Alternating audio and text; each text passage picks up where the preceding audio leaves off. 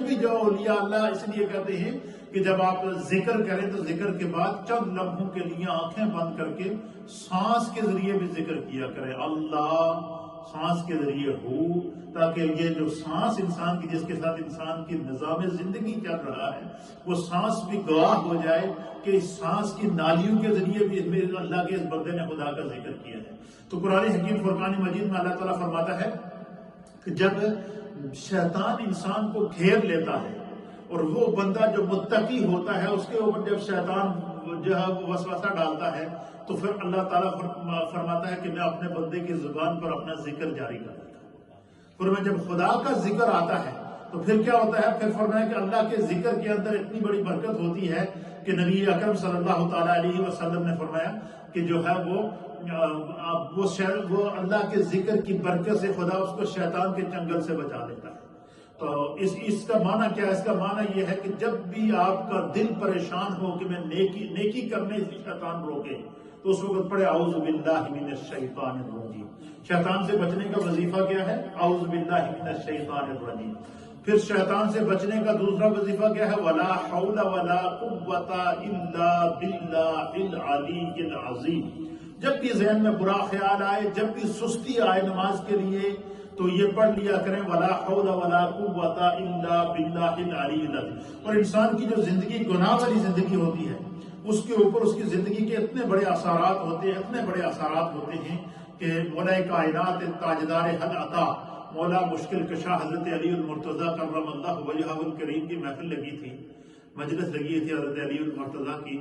تو ایک شخص نے جو ہے وہ مولا کائنات کی بارگاہ میں عرض کیا کہ حضور ہر روز میں کوشش کرتا ہوں کہ میں صبح اٹھ کے فجر کی نماز پڑھوں گا، لیکن میری آنکھ ہی نہیں کھلتی، میں سو جاتا ہوں، مجھے فجر کے لیے نہیں اٹھا جاتا، تو میں کیا کروں؟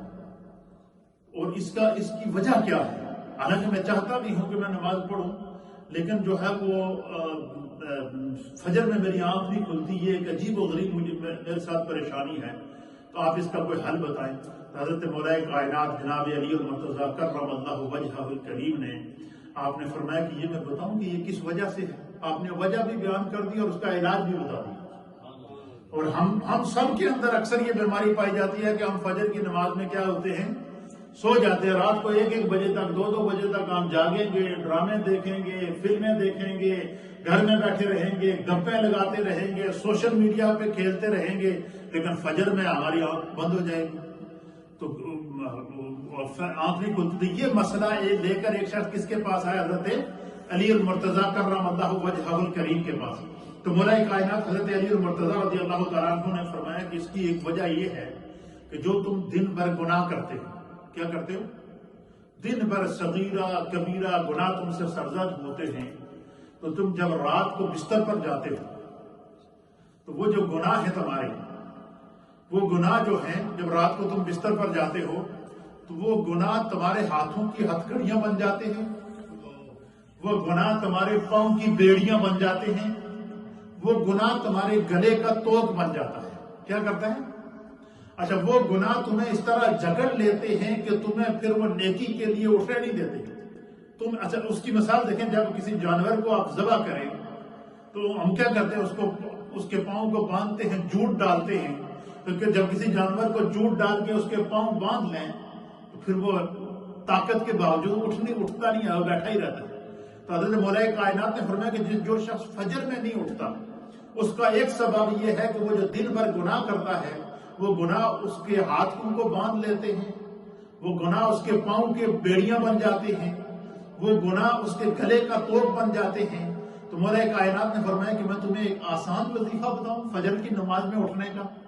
آپ نے فرمایا کہ جب تم رات کو بستر پر جاؤ تو سب سے پہلے پورے دن بھر کے اللہ تعالیٰ کو گواہ بنا کر یہ کہو کہ یا اللہ آج پورا دن مجھ سے جو بھی گناہ سرزد ہوئے ہیں، چاہے وہ صغیرہ ہوئے ہوں یا کبیرہ ہوئے ہوں، رات کو سونے سے پہلے بندہ مرد ہو یا عورت ہو، وہ رات کو سونے سے پہلے سب سے پہلے کیا کرے؟ وہ اللہ کی بارگاہ میں استغفار کرے کہ یا اللہ آج کے دن میں صبح سے لے کر اس وقت بستر پر آنے تک مجھ سے اگر کوئی بھی گناہ سرزد ہوا ہو جس کا مجھے پتا ہو یا نہیں پتا ہو، صغیرہ ہو یا کبیرہ ہو، اے اللہ میں تجھ سے سچی توبہ کر کے آج کے دن کے گناہوں کی معافی مانگتا ہوں۔ کیا کرتا ہوں؟ فرمایا ہر روز بستر پر جانے سے پہلے پورے دن کے گناہوں کی معافی مانگ کے، استغفار پڑھ کے اور معوذتین پڑھ کے، اور اسی طریقے سے فرمایا کہ آیت الکرسی پڑھ کے۔ پھر آپ نے بیان کیا کہ حضور نبی علیہ الصلوۃ والسلام کی حدیث ہے کہ جو بندہ رات کو بستر پر سونے سے پہلے کیا کرے؟ اپنے گناہوں کی معافی مانگے اور آیت الکرسی پڑھے۔ کیا کرے؟ آیت الکرسی پڑھ کر اپنے سینے پر دم کر کے، اپنے ہاتھوں پر دم کر کے، اپنے جسم پر مل کر سو جائے اور یہ نیت کرے کہ میں صبح اٹھ کے نماز پڑھوں گا۔ فرمایا کوئی اس کو جگائے نہ جگائے، صبح نماز کے وقت اس کی آنکھ بھی کھل جائے گی اور اس کا بستر تقاضا کرے گا کہ اٹھ کے نماز پڑھے۔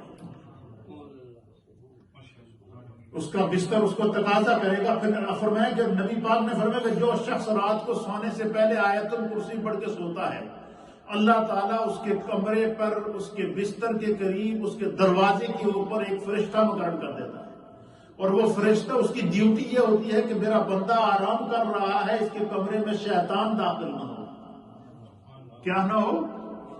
شیطان سے پروٹیکشن کا وظیفہ نبی اکرم صلی اللہ تعالیٰ علیہ وسلم نے عطا فرمایا ہے کہ رات کو سونے سے پہلے جو شخص آیت الکرسی پڑھ کے سوتا ہے، ایک فرشتہ اللہ اس کی حفاظت کے لیے کھڑا کر دیتا ہے اور شیطان کو اس کے قریب نہیں آتا۔